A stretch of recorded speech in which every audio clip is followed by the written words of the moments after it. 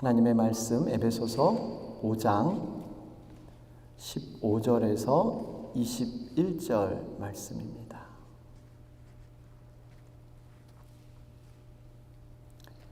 (15절부터) 21절 제가 대표로 받들어 봉독해 올리겠습니다.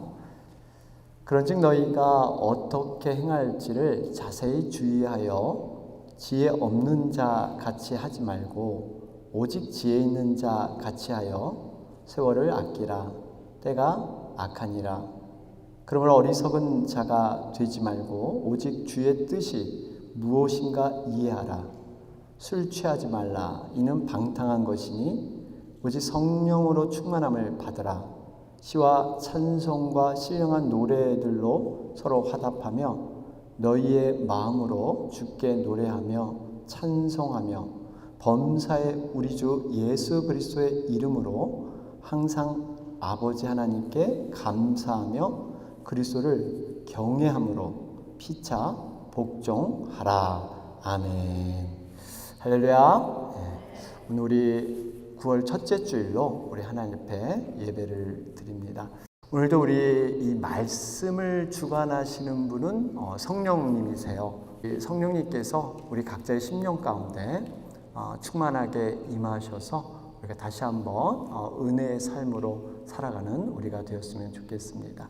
오늘은 이야기 하나로 이렇게 말씀을 시작을 합니다. 그리스에 아주 용맹한 장군이 있었는데요. 심한 아주 전투를 하면서 적의 화살로 인해서 한쪽 눈을 잃어버리게 됩니다. 한마디로 우리 애꾸 눈이 된 것이죠. 그런데 이 장군이 나이가 들어서 죽기 전에 한 가지 꼭 해보고 싶은 게 있었어요. 그것이 뭐냐면 자신의 초상화를 남기고 싶어 했습니다. 그래서 그 당시 이름난 화가들을 불러 모아서 자신의 초상화를 그리게 했습니다. 그런데 화가들이 열심히 최선을 다해서 초상화를 그렸는데 장군은 별로 이렇게 마음이 들어하지 않았어요. 이유는 어떤 화가는 이렇게 장군의 애꾸 눈을 그대로 그린 화가가 있었는가 하면 또 어떤 화가는요, 이 장군의 상한 마음을 알아서 이 애꾸 눈으로 그리지 않고 양쪽 두 눈을 성한 눈으로 그림을 그렸습니다. 사실 장군 입장에서 볼 때는 애꾸 눈의 초상화도 참 못마땅했지만요, 그렇다고 자기 자신과는 다른 이런 성한 눈을 가진 그러한 그림도 마음에 들어하지 않았습니다. 이래도 저래도 다 마음에 들지 않았던 것이죠. 그러던 차에 장군 앞에 어느 날 이름 없는 화가가 나타났습니다. 그러면서 자기가 한번 장군의 초상화를 그려보겠다고 그렇게 제안을 했습니다. 장군은 처음에는 별로 탐탁치 않았어요. 어떻게 유명한 화가들이 다 그렸는데 무명의 화가가 날 어떻게 그릴까? 하지만 그려보라고 이렇게 허락을 했습니다. 그런데 그 화가가 초상화를 그린 다음에 이걸 보고 장군이 굉장히 흡족해하면서 기뻐했습니다. 알고 보니까 그 화가가 초상화를 그렸는데 이 초상화를 정면에서 그리지 않고 장군의 성한 눈 그쪽의 방향에서 옆모습을 그렸던 것입니다. 화가는 있는 모습을 그렸어요. 꾸미지 않았습니다. 그런데 그 지혜를 통해서 장군의 마음을 흡족해 했던 것입니다. 이렇듯 세상을 살아갈 때요, 우리가 열심히 바쁘게 사는 것도 중요하지만 이러한 지혜가 필요합니다. 믿음 생활에서도요, 반드시 지혜가 필요합니다. 특히 우리가 지난 시간에 여러분 우리 잠깐 살펴보았죠. 세상은 분명히 갈수록 선해지지 않습니다. 더 악해지게 됩니다. 전쟁과 기근과 자연재해가 늘어날 거예요. 사람들의 관심과 사랑은 식어져 가고 거짓 선지자, 거짓 종교들이 더 판을 치는 이러한 세상이 분명히 올 것입니다. 한마디로 우리가 살아가야 할 날들이 지금까지 살아온 날들보다 넉넉지는 않은 세상이 될 것입니다. 종말의 징조가 정말 더 많아지고 있는 것이 현실입니다. 이럴 때일수록 우리가 필요한 것이 이 지혜입니다. 우리가 어떻게 이 세상을 지혜롭게 살아갈 것인가? 오늘 본문은 그 지혜에 대해서 가르쳐주고 있습니다. 이 본문에는 두 종류의 사람이 있다고 소개를 하고 있는데, 하나는 지혜 있는 자와 지혜 없는 자, 이렇게 소개하고 있습니다. 여러분, 우리가 이 세상을 살아갈 때 보면은 매일 수많은 그러한 상황과 사건을 경험하며 여러분 살고 있지 않습니까? 지금까지도 그랬고 앞으로도 여러분 그럴 것입니다. 여러분 한번 세상을 이렇게 살아온 지난 날들을 한번 이렇게 돌아보면요, 여러분 각자가 자신을 평가할 때 어떤 평가가 여러분 되십니까? 지난 날을 돌아볼 때 보람된 일이 여러분 많았습니까? 아니면 후회되는 안타까운 그런 일들이 여러분 많았습니까? 만약 여러분들이 보람을 느꼈다면요, 나름대로 지혜롭게 살아온 것일 겁니다. 반대로 후회가 너무 많이 된다면 지혜롭지 못한 것을 이렇게 얘기해 주고 있죠. 물론 제가 말씀드린 부분은요, 세상의 관점이 아닌 바로 믿음의 관점으로 바라보는 것을 의미합니다. 그렇습니다. 우리는요, 앞으로 남은 생애를 살아갈 때 절대적으로 필요한 것은 지혜입니다. 오늘 본문을 통해서 지혜로운 삶을 과연 어떻게 살 것인가 하는 교훈을 우리는 생각해 볼 수가 있습니다. 제일 먼저 이 어떤 사람이 지혜로운 사람인가, 이 전체적으로 보면요, 16절에 소개하기를 어떻게 생각하면 16절, 세월을 아끼라 때가 악하니라, 이게 지혜로운 사람이라고 합니다. 여러분, 지혜로운 사람이 되려면 세월을 아껴야 해요. 여러분, 실제로 이 세월을 아끼려면 이 세월이란 뜻과 이 아끼다는 뜻을 좀 우리가 살펴볼 필요가 있는데요, 세월이라는 시간을 의미하고 있죠. 여러분, 신약성경에서는 이 시간을 두 가지로 설명하죠. 하나는 크로노스라는 뜻과 하나는 카이로스라는 뜻. 여러분, 이 크로노스라는 시간은 객관적인 시간을 의미하죠. 그냥 흘러가는 시간, 하루 24시간 누구에게나 동일하게 주어지는 시간, 이러한 시간이 바로 크로노스의 시간이에요. 여러분, 가는 세월 그 누구도 이렇게 말리지 못한다고 하죠. 누구에게나 주어진 시간은 똑같은 시간으로 흘러가고 있습니다. 그런데 반면에 이 카이로스라고 하는 시간이 있습니다. 이것은 주관적인 시간이에요. 내 경험 속에서 관리되고 만질 수 있고 누려지는 시간, 의미 있는 시간, 이것이 바로 카이로스의 시간입니다. 예를 한번 들어볼까요?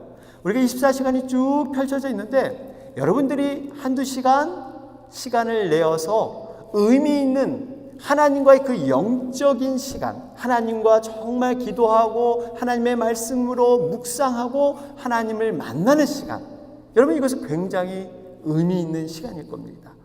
또 말씀에 순종해서 가난한 이웃을 돌보라고 하니까 이렇게 구제 사역을 열심히 하면서 사랑을 실천하는 시간, 이런 시간이 바로 카이로스의 시간입니다. 이 시간의 의미와 가치는요, 그냥 흘러가는 나머지의 많은 시간과 비교가 되지 않아요.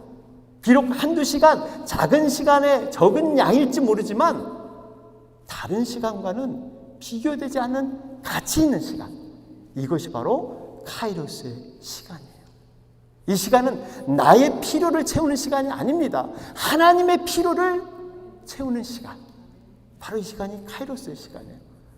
본문에서 이 세월이란 이런 의미는요, 그냥 무의미하게 흘러보내는 24시간 이런 시간의 정도가 아니라 지금 제가 말씀드린 카이로스의 시간, 이 세월을 아끼라는 그러한 뜻이 있습니다.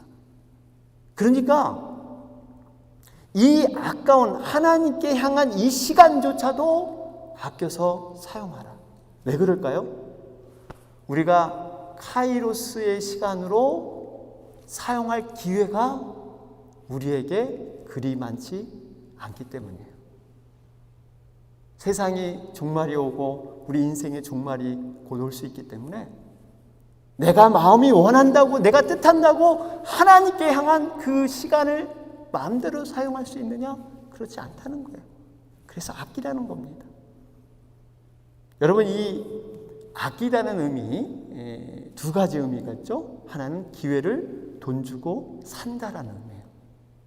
기회를 돈 주고 산다. 여러분, 우리가 시간을 돈 주고 샀다면 얼마나 그 시간이 소중하겠어요. 제가 말씀드리지 않아도 여러분 잘 아시죠? 정말 우리 대통령이 백악관에 우리를 초청했다 생각해 보세요. 그 시간이 여러분 얼마나 귀하게 사용하겠어요.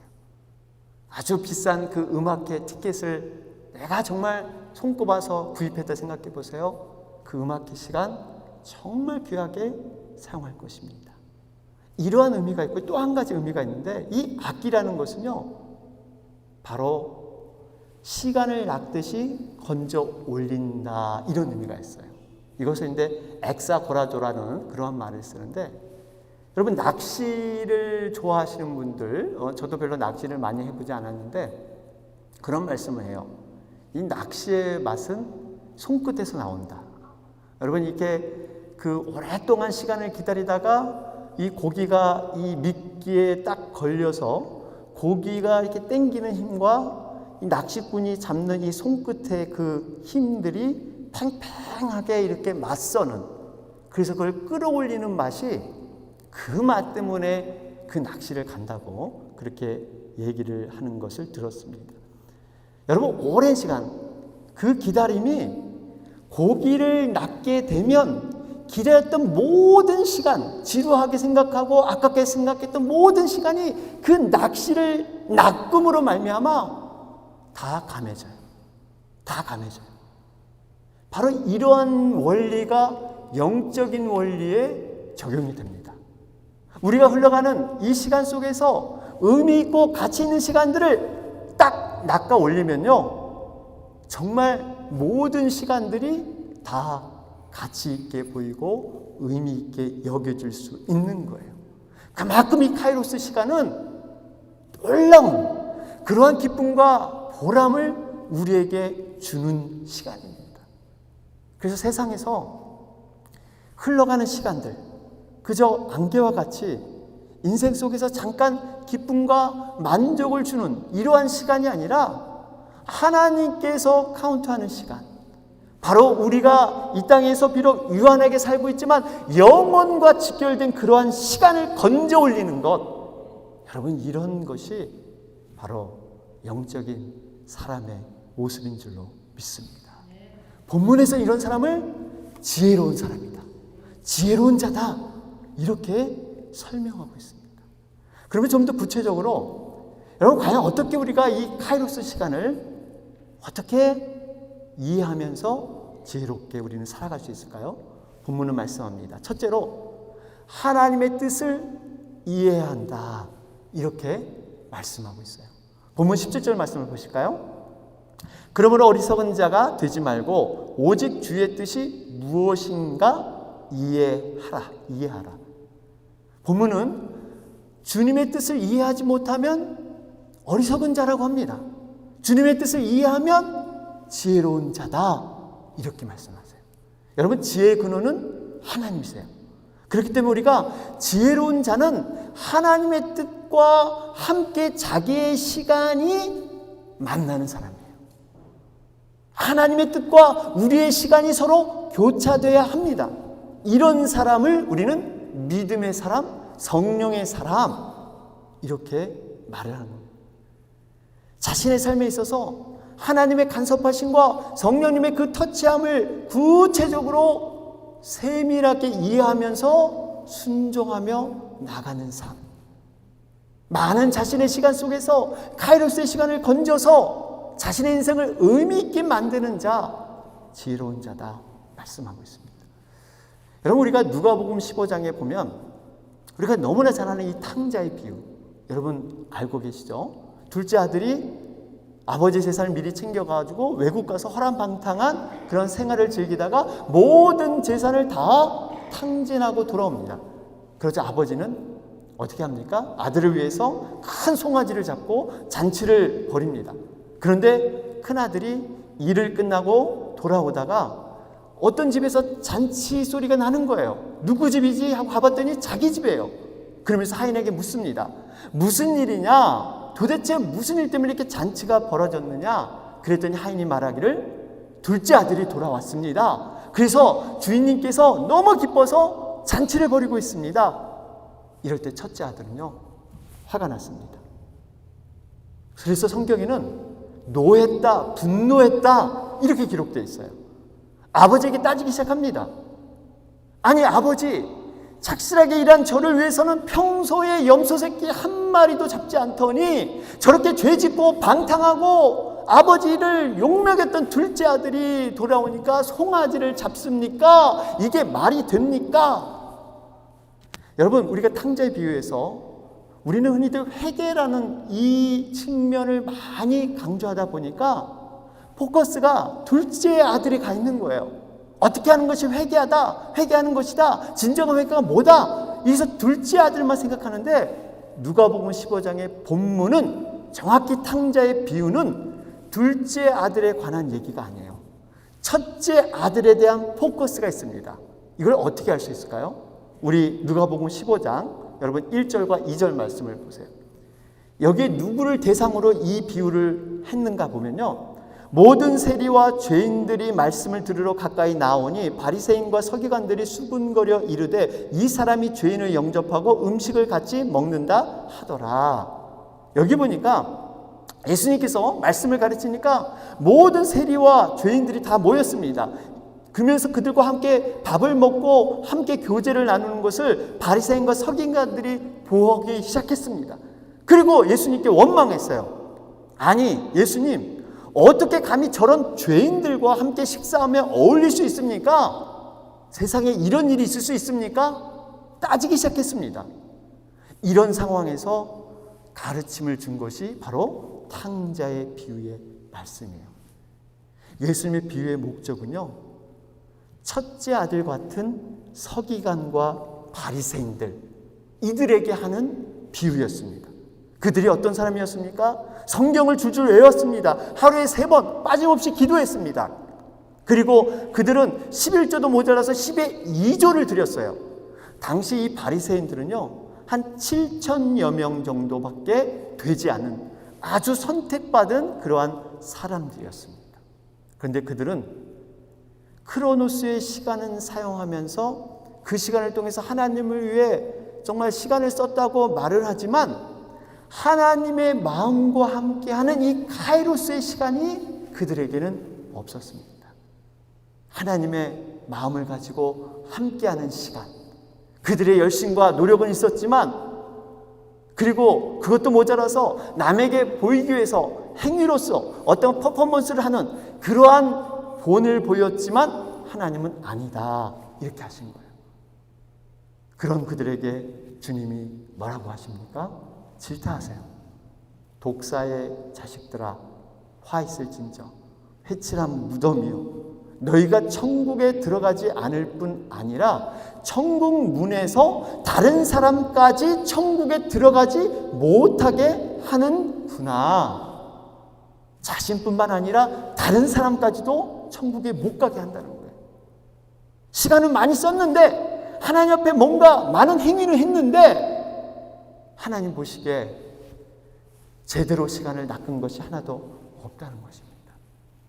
우리가 잘 아는 마태복음 7장 21절에도 분명히 말씀하죠. 주여 주여 하는 자마다 다 천국에 들어갈 것이 아니라 아버지의 뜻대로 행하는 자라야 들어가리라. 우리가 선지자 노릇했습니다. 주님의 이름으로 귀신을 쫓아냈습니다. 주의 권능을 행했습니다. 그런데 주님은 불법을 행하는 자들아, 나는 너희를 도무지 알지 못한다. 그러면서 24절에 이렇게 말씀합니다. 그러므로 누구든지 나의 이 말을 듣고 행하는 자는 그 집을 반석 위에 지은 지혜로운 사람 같으리니. 그래요. 여기 보면 지혜로운 사람, 지혜로운 사람. 지혜로운 사람과 같다 그래요. 여러분, 이 의미가 뭡니까? 많은 행위를 했지만 크로노스의 시간으로 사는 게 아니라 정말 카이로스의 시간, 하나님의 뜻과 상관된 그러한 시간으로 사는 자가 지혜로운 자라요. 하나님의 뜻에 묶여지지 않고 자신의 뜻으로 살아가는 그러한 시간들은 오히려 하나님은 불법을 행한 자라고 말씀하고 있습니다. 사랑하는 여러분, 우리는요 분명히 하나님 앞에 성실한 자로 우리에게 주어진 사역을 열심을 다해 최선을 다하는 거 맞습니다. 그런데 여기에만 머물러서는 안 됩니다. 우리가 최선을 다하는 그 시간이 정말 크로노스의 시간에서 영의 시간, 생명의 시간, 카이로스의 시간으로 건져 올려야 될 줄로 믿습니다. 그리고 하나님의 뜻을 분별하며 건져낸 이 카이로스의 시간을 우리가 사용할 때 하나님이 이 모든 것을 아름답게 보시고 영혼 가운데 카운트 하신다는 사실입니다. 두 번째로 지혜로운 자는 어떤 자입니까? 감사하며 사는 자들이에요. 감사하며 사는 자들. 20절 말씀을 볼까요? 거기 보니까 범사의 우리 주 예수 그리스도의 이름으로 항상 아버지 하나님께 감사하며 이 주어져서 흘러가는 크로노스 시간을 영원한 시간으로 하나님이 원하는 시간으로 바꾸는데 가장 중요한 키가 뭐냐? 그 키가 감사입니다. 감사. 이 감사하는 시간은요 반드시 하나님께서 영원한 시간에 카운트하십니다. 우리가 주어진 이 세월에서 얼마나 감사하고 사느냐, 이것을 하나님께서 지혜로운 자다 여기시는 것이에요. 그런데 우리가 간혹 여러분 감사만 할 수 있어요? 사실 어떠한 일과 사건과 상황을 만나면 마음에 불평하는 이런 마음이 들 수 있습니다. 그런데 이 불평의 영을 빨리 떨쳐버려야 돼요. 새가 그냥 잠시 날아가는 거는 괜찮은데 이 새가 머리에 앉는 것은 이건 용납해서는 안 돼요. 불평과 원망의 마음이 우리 마음 가운데 자리 잡기 전에 빨리 떨쳐버려야 돼요. 여러분, 불평하는 마음은 마치 내 심령 가운데, 깨끗한 양심 가운데 쓰레기를 쌓는 이치와 같습니다. 그리고 이 불평은 전염되게 되어 있어요.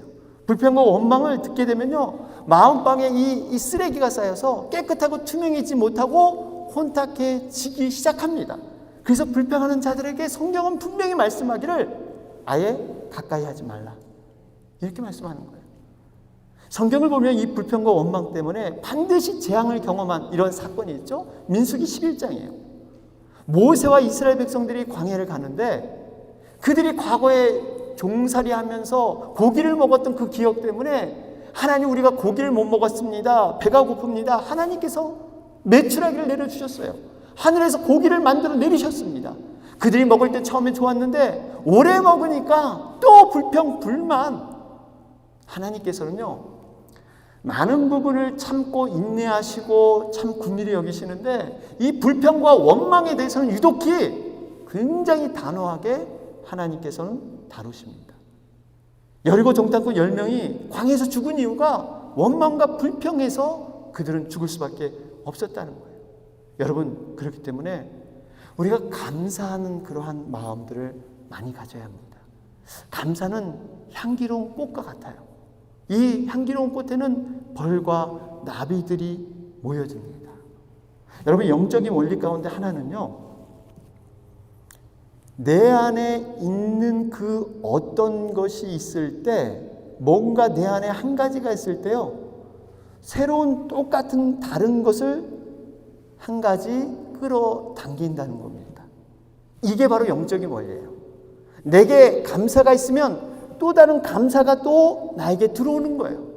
내게 불평이 있으면 또 다른 불평이 나에게 들어오는 겁니다.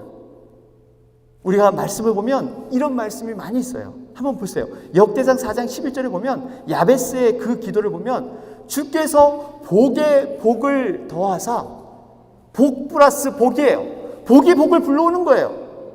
요한복음 1장 16절에 보면 은혜 위에 은혜더라, 은혜를 체험했더니 또 은혜를 하나님이 내리십니다. 로마서 1장 17절 믿음으로 믿음에 이르게 하니라. 믿음을 통해서 내가 나가니까 하나님께서 믿음을 또 허락해 주시는 겁니다. 바로 이 원리가 영적인 원리예요. 우리 자신이 과연 우리 안에 무엇이 있는가, 그걸 통해서 진함철처럼 끌어당기는 거예요. 여러분, 우리들을 봐도 마찬가지지 않습니까? 여러분 한번 생각해 보세요. 우리들은요, 이미 구원의 은혜를 받은 자고 경험한 자들이에요. 사실상 구원의 은혜가 가장 절실히 필요한 사람들은 누굴까요? 구원받지 못한 세상 사람들입니다. 그들에게 구원의 은혜가 필요한 거예요. 그런데 그런 사람은 은혜 자리에 없습니다. 은혜를 경험한 자들, 구원을 경험한 자들은 또 오늘 나와서 하나님의 은혜를 사모하지만 그들은 그런 것이 없는 거예요. 요즘 이상기온 탓이었죠? 지금 미국 동부가 얼마 전에 어려움을 겪었어요. 큰 비, 홍수가 났잖아요. 막 지하철에 물이 막 쏟아지고 이 집에 그냥 물이 막 차오르고 1869년 기상 관측 이래 최대 강수량을 내렸는데 일부 동부 지역은요 9인치 이상 비가 왔대요. 9인치. 사람의 길을 훨씬 넘어버립니다. 그 정도로 비가 내리기 시작했어요. 여러분, 우리가 사는 이 캘리포니아 사막 지역입니다. 이렇게 큰 비가 온 적이 없습니다. 동부 지역은 바다를 경계로 하고 있어요. 여러분, 이 원리, 자연의 원리에도 찾아볼 수가 있어요. 비가 비를 부르는 거예요. 여러분, 비가 필요한 것은 어디예요? 원래 사막 지역에 비가 원래 필요한 거예요. 메말라 있는 땅에 비가 내리면 얼마나 좋겠어요. 그런데 비는 오히려 밀림 지역, 숲이 많고 습기가 많은 곳, 아니면 바다 지역, 바닷가에 물이 많을 때 오히려 거기에 비가 많이 쏟아지는 거예요. 이 의미는 있는 것을 당긴다는 거예요. 사막은 메말라서 비를 당길 수가 없기 때문에 사막에는 큰 비가 내릴 수 없다는 겁니다. 이게 바로 자연에서 배우는 영적인 비밀이에요. 사랑하는 여러분, 바라기는 천국은 누구의 것? 침노하는 자의 것이라고 했어요. 감사로 하나님의 은혜를 끌어당기는 우리 모두가 되시기를 바랍니다. 여러분, 감사는 하늘의 복의 문을 여는 열쇠입니다. 열쇠. 시편 100편 4절은 말씀하잖아요. 감사함으로 그 문에 들어가며. 이 그 문은 하늘문이에요. 하늘문. 우리가 정작 하늘의 풍성한 은혜와 복은 사모하지만 문은 열지 않아요. 문은 열지 않는데 어떻게 하나님의 은혜가 우리에게 임하겠어요? 이 문을 열고 복을 구하든지 은혜를 구해야 되는데 감사가 없으면 여러분 절대 하늘로부터 복을 받지 못한다는 것입니다. 사랑하는 여러분, 이 영적인 원리를 우리 삶 가운데 적용하시기를 주님의 이름으로 축원합니다. 그래서 축복의 통로, 이것을 경험하시길 바랍니다. 마지막 세 번째로요, 지혜로운 자들은 길을 만들어내는 사람들입니다. 여러분, 이 길은 다른 장소를 서로 연결해주는 통로를 얘기하고 있죠. 여러분, 길 중에 유명한 길이 실크로드라고 그러죠. 이 실크로드는 유럽과 아시아를 연결하는 통로였어요. 이 길을 통해서 서양에 발달된 문명이 아시아로 전해지고요, 중국의 발명품이 유럽으로 건너가는 굉장히 중요한 역할을 했습니다. 어떻게 보면 이렇듯 신앙생활은요, 한마디로 표현하다 그런다면 길을 만드는 작업이에요. 우리는 이 땅에서 지금 발을 붙이고 살고 있습니다. 그런데 믿음으로 저 하나님 나라와 연결될 수 있어요. 천국에서 생산되는 천국의 생산품을 우리는 끌어다 쓸 수 있는 능력이 하나님의 자녀에겐 있는 줄로 믿습니다. 하늘의 그 능력, 하늘의 권세, 천국의 지혜, 이런 것들을 우리가 이 땅에 끌어다 쓸 수 있는 거예요. 오늘 본문에서도 지혜로 사는 자는 길을 만드는 자다. 우리 19절 말씀을 볼까요? 거기 보니까 시와 찬미와 신령한 노래로 서로 화답하며 너희의 마음으로 주께 노래하며 찬송하며. 여러분, 여기 보니까 시와 찬미와 찬양을 드리는데 너희 마음을 주께 향한다 그랬어요. 여러분, 그러니까 이 말은 무슨 의미냐면 우리가 찬양을 드릴 때 마음의 시선이 온전히 주님을 바라보는 그 길을 걸어간다는 거예요. 이것이 찬양이라는 거예요. 그래서 찬양 전문가 잭 텔러는 말하기를 찬양은 시선이다 이런 말을 했죠. 바라보는 눈이다. 참 일리 있는 얘기입니다. 우리말에도 시선이란 말이 있어요. 시선. 그걸 설명할 때 눈길이라는 거죠. 눈길. 여러분 이런 말 하죠. 아유, 저분은 나에게 정말 이 보지 않을 때 눈길 한번 주지 않아. 나에게 눈길, 시선 한번 주지 않아.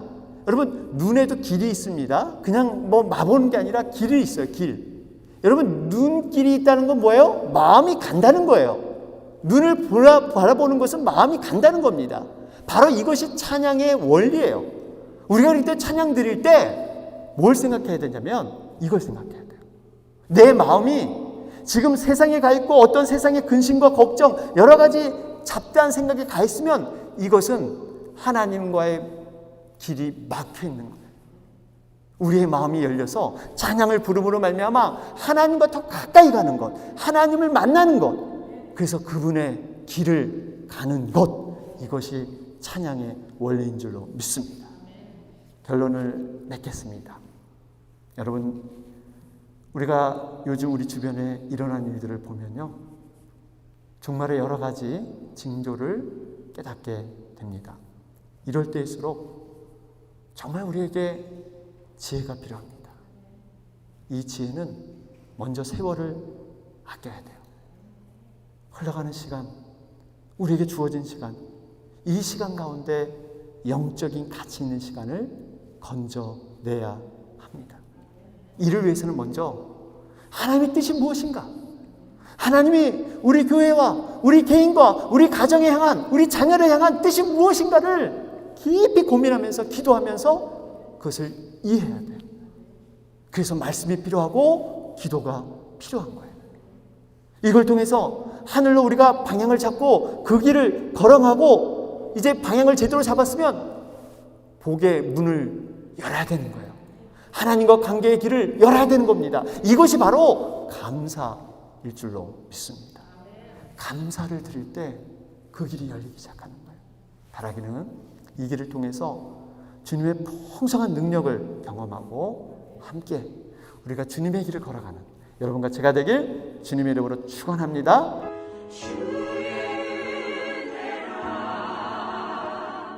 주의